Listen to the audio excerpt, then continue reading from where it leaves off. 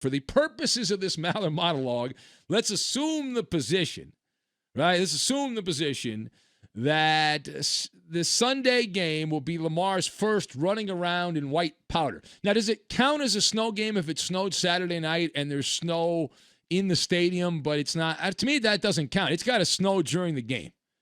Like, if it snowed the night before and there's piles of snow in the end zone, that's great and everything, but it's not exactly. It's not the same thing. Now, so we're gonna look at this like it is going to snow, and hopefully it does. Lamar was asked about all this and said he hopes it doesn't snow. Now, several prominent members of the establishment football media are propping this up as a really big deal. That Lamar Jackson is going to have to play in a snow game. Oh, my God, the Ravens. Sky is falling for the Ravens. Oh, no. Oh, no. All right, so the question, should Lamar Jackson be concerned if the Ravens have to play in the snow this weekend? Thumbs up or thumbs down? I'm going thumbs down. All right, I'm going thumbs down. Nothing to worry about here. This is weak sauce is what it is. I've got batting practice, upper hand, and monopoly. And we will lock all these things together. Now, number one. Even though his experience is limited to apparently a snowball fight when he was in college at Louisville, this is a golden opportunity. I am selling this storyline as packaged dreck is what I'm selling it as. Lamar Jackson ought to pray that there's snow. Yeah, not just hope, pray that there's snow. Root for that to happen. And make it a winter wonderland. It often is in that part of the country, upstate New York, this time of the year. Now, why is that? It actually plays into the strengths of Lamar Jackson and the Ravens. We're talking about a batting practice fastball right over the middle part of the plate. All right, just crank the bat back and swing batter and hit it out of the park. And what are Lamar Jackson's strong points? Their mobility, their elusiveness when running the football. That's how the Ravens typically matriculate the ball down the field. Lamar's weakness is in the passing game. He doesn't have pinpoint accuracy. Even in the win over the Titans, he was not a lightning passer. And the scoreboard, he wasn't putting a bunch of touchdowns on the board and all that with his arm. Lamar is as lethal as a giant anaconda, like the big anaconda, with his acceleration in the open field. And I don't believe that's going to be an issue. I know if it's snowing, oh my God. But fast is fast done. And it does. Even though Lamar Jackson, let's say that he is a little slower, but everyone else will also be a little slower. It's a level playing field as far as that's concerned.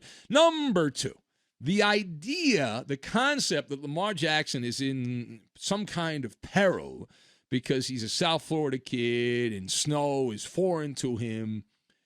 This line of thinking is patently absurd.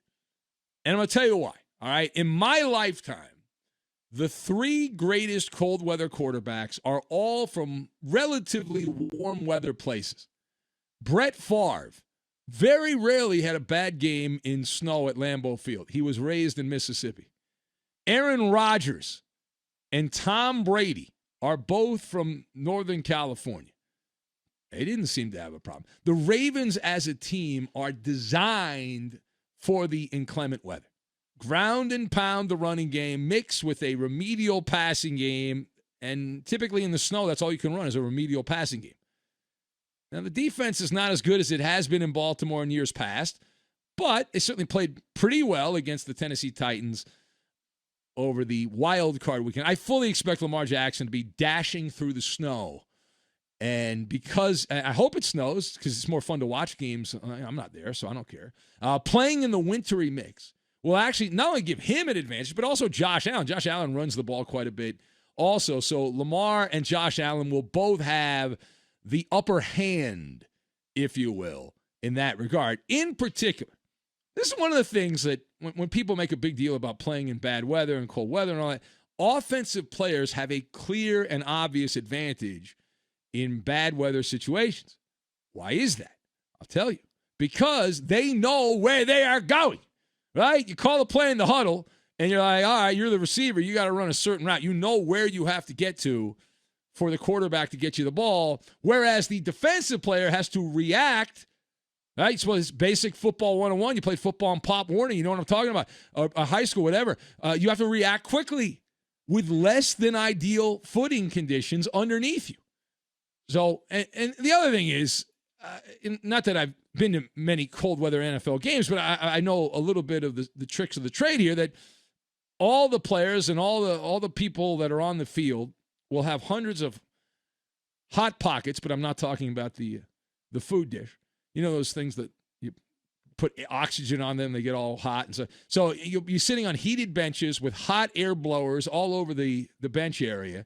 And in the modern era, because football's $1 billion business, multi-billion-dollar business, these cold weather stadiums have actually created heating coils. They put heating coils underneath the field. They have heating systems, hedonic heating systems underneath the field. So it's not exactly roughing. In fact, if you actually go to an NFL game as a fan, our guy Mark the Walker in Rochester, he told me that he's going to go to the Bills game this weekend. He's a big Bills fan, and it's going to be harder for him than it will be for the Buffalo players when it's in the 20s there, because you really have to prepare yourself. The team takes care of everything as much as they can in these cold weather games. All right, final point.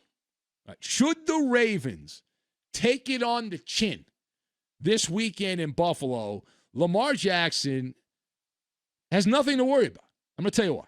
Because if it snows, the key thing here is if it snows and the weather's really nasty, he has the monopoly card getting out of jail free. He's got the get out of jail free card, because you know, and I know, that the media rah-rah crowd will activate the escape hatch.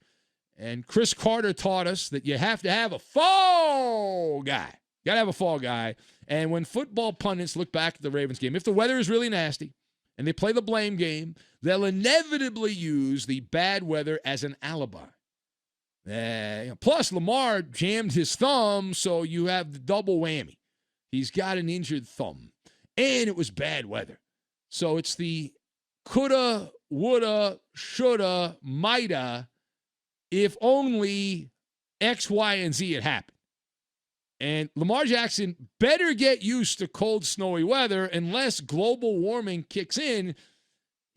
Last I checked, it does snow in Baltimore, right? In fact, they get 22 inches of snow per year, and on average in January, Baltimore gets around 8 inches of snow on a yearly basis, according to the weather trackers that are out there. So if the Ravens plan on making the playoffs on a regular basis, chances are once in a while you're going to play a game at home in Baltimore, if you're lucky enough to play a home game where it's going to snow.